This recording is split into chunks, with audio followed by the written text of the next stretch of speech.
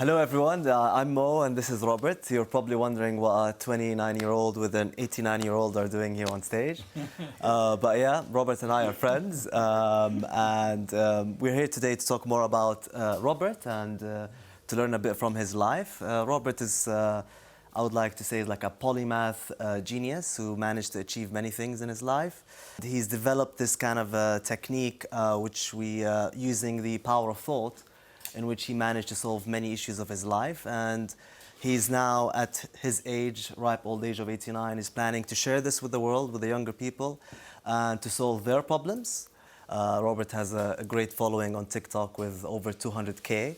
Robert, would you like to share with people here how your journey with the power of thought all started? Does anybody know what OCD stands for? Yes. Obsessive Very good, well done. It's extraordinary. There are 2 million sufferers apparently in this country, and a lot of people still don't know what it is. Obsessive compulsive disorder. I had a crippling attack of that in my teens. I was pulled out of school after my first year because I couldn't cope, and I was obsessing. My thoughts compulsively were going around in circles, and it meant I had no teenage years, no secondary education to speak of. I went back to school in my final secondary year when I was 17, just for 1 year. So it really sort of decimated my teenage years. And how was I going to recover from this? I couldn't go on like that. I just could not go on suffering like I was. And in a way I had a gun pointing at me, my own gun in a way, and I thought, I've got to solve this problem.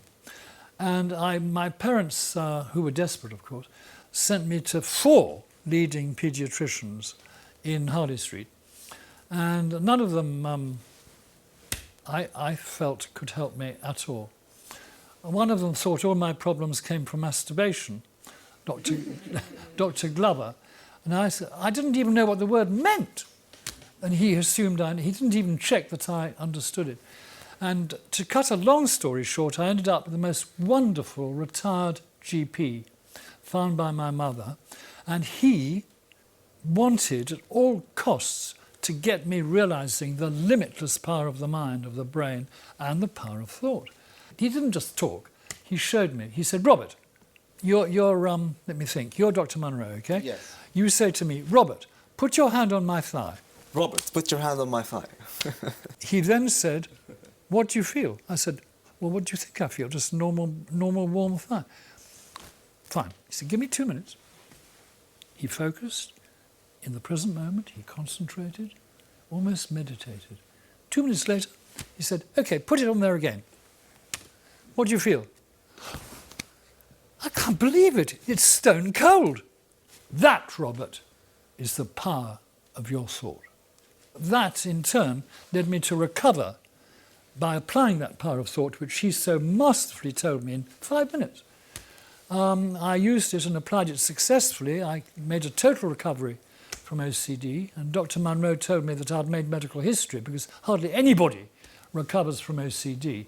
They learn to manage it, yes, with CBT and other treatments, but hardly, I think I was almost unique in making a total recovery, to the point where I did national service against my doctor's very strong record. Behind my back, they wrote to the War Office and said, on no account allow Robert to do national service because he'll have another breakdown and you'll regret it, he'll regret it. But I didn't know this. So I go along to the interviewing board, yeah? Yes.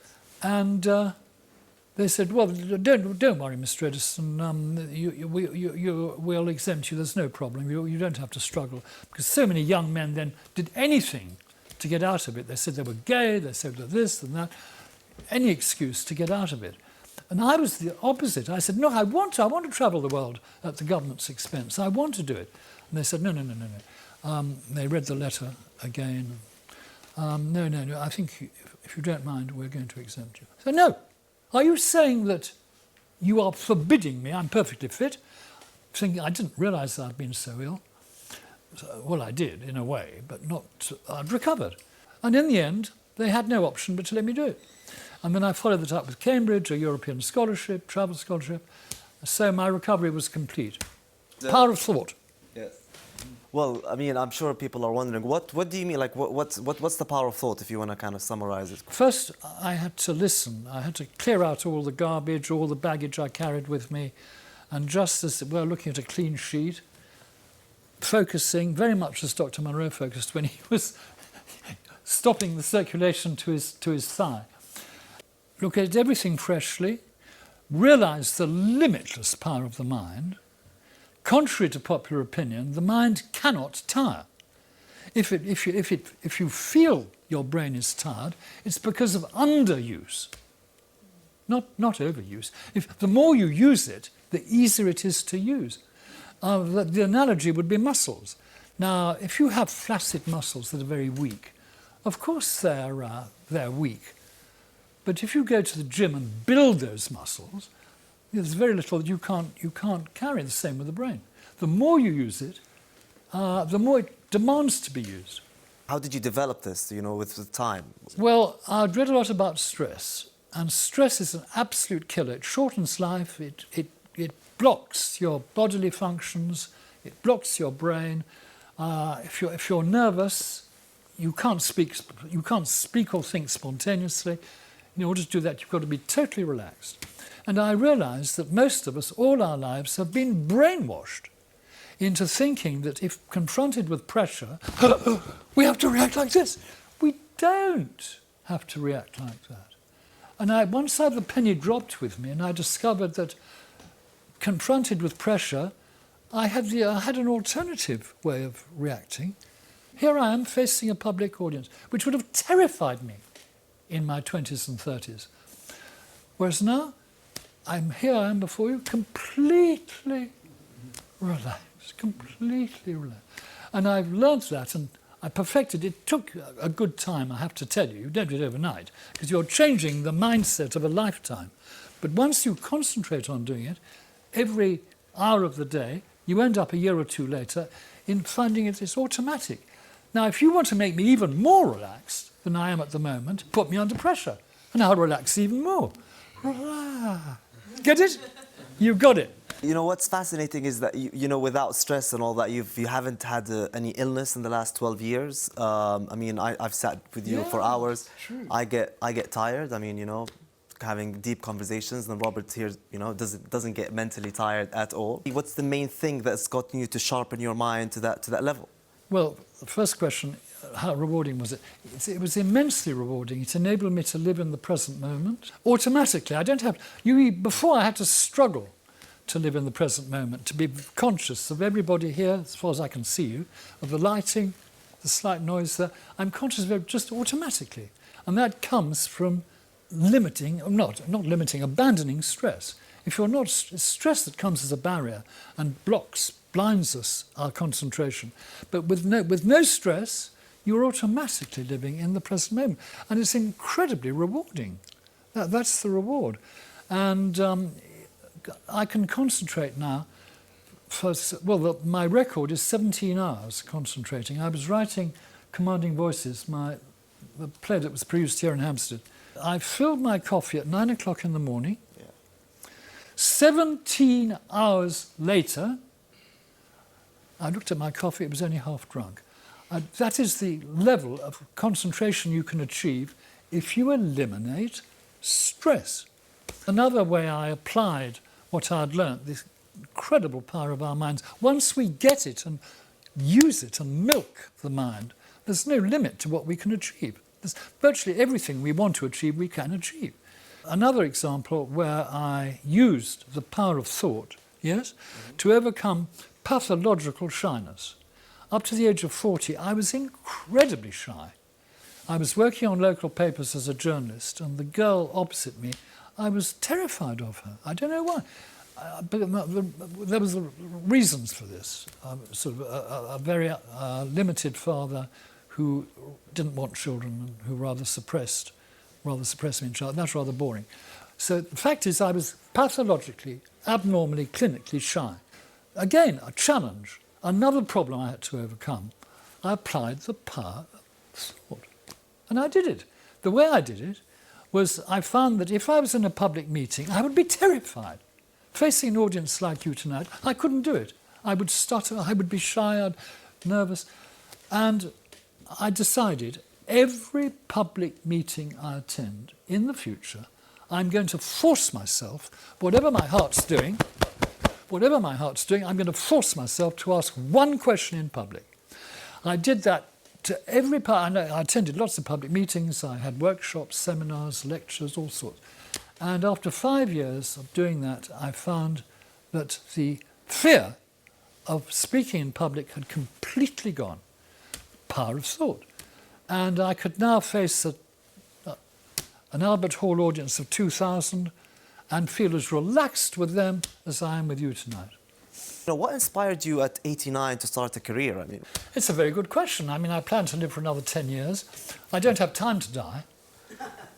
And Carlos and I, we are co-founders of Edison Wordplay, a company, and our brand exists to help basically share what I've learnt, because what I've learnt is extremely valuable on any view. I don't think any of you here would disagree with that, given the extraordinary results you can achieve if you first realise the power of thought and then use it and apply it to your problems. I mean, I applied it to my problems, but as you said, the technique is universal. Anyone can apply it to any problem they have. So you'll have your own ways of teaching yourself how to exploit your limitless brain power, which most of us grossly underuse. And if you do that, you'll find the rewards. You'll be in the present moment and you'll be able to solve any problem that you have, especially in the context of lockdown, because which badly, I was going to say exacerbated, but increased mental health problems among the British population. And all the more reason now to apply the power of thought to any mental problems that arose from lockdown. My next book is called Within. So what that does, it seeks to help people find their own technique and apply it to their problems. And they will be amazed at all the things they thought they couldn't do, like I thought I couldn't speak in public. Hey presto, apply the power of thought for a year or two and you'll find you're doing everything you want to do without the slightest effort, in a completely relaxed way, living in the present moment. Endless rewards. And here I am at 89, I'm super fit, mentally and physically. Why would I die? I have no reason to die. God's going to have a terrible problem finding an excuse to kill me. I think maybe you should also share with us like your hobby. You've been practicing for the last 20 years, writing your aphorisms, where you have 3 books of aphorisms there.